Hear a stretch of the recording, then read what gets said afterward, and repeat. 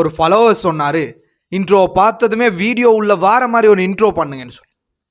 அந்த ஃபாலோவர்ஸுக்காக தான் இந்த இன்ட்ரோ.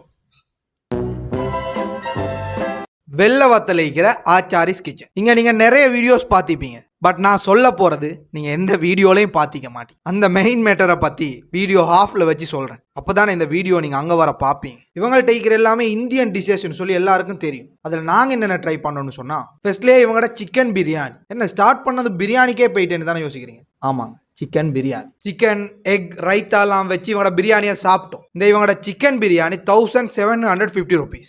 நெக்ஸ்ட் இந்த நூல் பரோட்டா. இந்தியன் வீடியோஸ் எல்லாம் பார்த்து இந்த நூல் பரோட்டா சாப்பிடணும்னு ஒரு ஆசைக்கும் எல்லாரும். அப்படித்தாங்க எனக்கும் ஒரு ஆசை இருந்துச்சு. இந்த சால்னாவெல்லாம் ஊற்றி அந்த நூல் பரோட்டா சாப்பிடும்போது சூப்பர்புங்க. எந்த வீடியோலையும் சொல்லாத நான் சொல்ல போற அந்த மெயின் மேட்டர் இதுதான். லைவ் கிரெப் கிச்சன் இன்ட்ரடியூஸ் பண்ணிக்கிறான். இதுல உங்களுக்கு தேவையான எந்த கிரெப்பை நீங்க சூஸ் பண்ணி கொடுக்குறீங்களோ அதை உங்களுக்கு குக் பண்ணி தருவாங்க. நெக்ஸ்ட் நாங்க சாப்பிட்ட கிரேப் கறி. கிரேப் கறின்னு சொல்லத்தோட அந்த நண்டு கறின்னு சொன்னா தான் அது நல்லா இல்லை.